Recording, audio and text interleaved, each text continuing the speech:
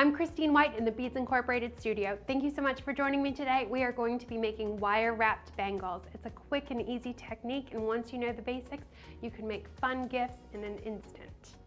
Before we get started, some materials that you'll need to create this technique. You'll need 20 gauge gold or silver craft wire, some wire cutters, flat nose pliers, and some beads of your choice, and a soda can to wrap your wire around to create that bangle form. So for this style, flat beads tend to work best. They lay the smoothest along the edge of the bangle. So I'm going to work with these flat oval crystals first.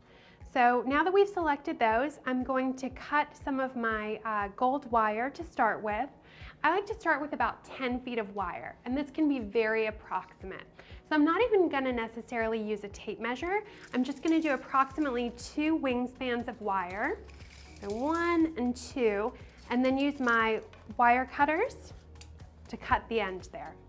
So this soda can is going to be the perfect diameter for our form, for our bangle, kind of a medium-sized adult bangle. So we're going to line up our 20 gauge wire on the front side of our soda can, holding about 18 inches or so on the front side, and placing our left thumb, holding that 18 inches on the front side to hold it in place. Using our right hand, we're going to then wrap the remaining wire to the right side of our soda can. And we're going to continue to wrap the remaining wire in a row, side by side, nice, clean, tight wraps, making sure that the wire does not overlap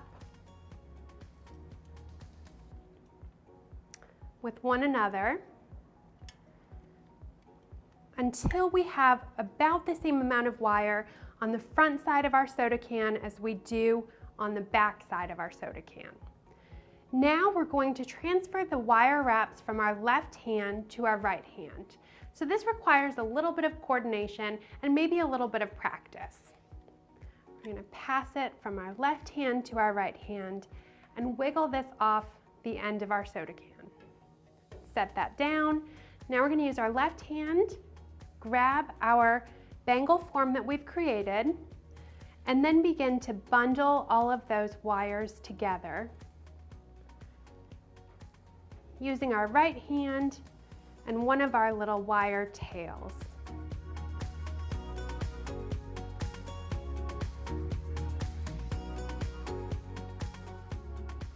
Once we've wrapped about 4 or 5 times, we can now use our flat nose pliers and flatten our wrap that we've created.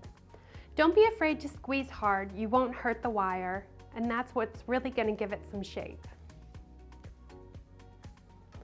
Now we're ready to add our first bead, and since my wire has a little crease at the very end, I'm just going to snip that off.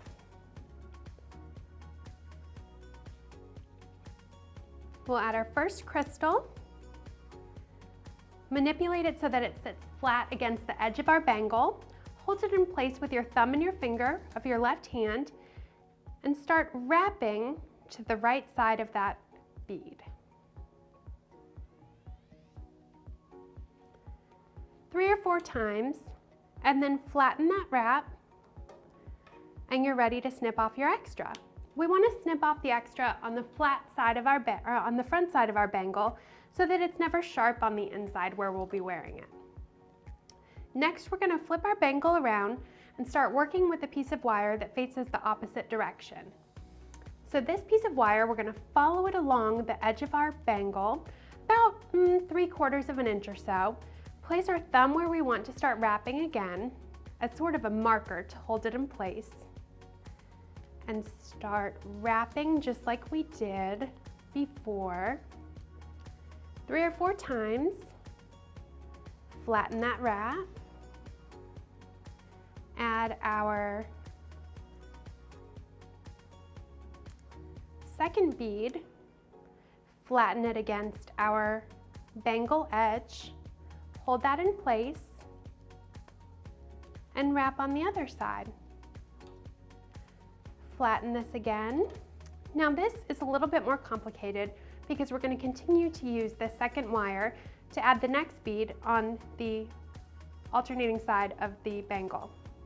So we're going to follow this piece of wire along the back side of our bangle, about 3/4 of an inch again. You'll have to kind of eyeball the spacing depending on the size and shape of the beads that you're using. Use our thumb to hold that piece in place and begin wrapping again. Flatten that wrap and get ready to add our third bead,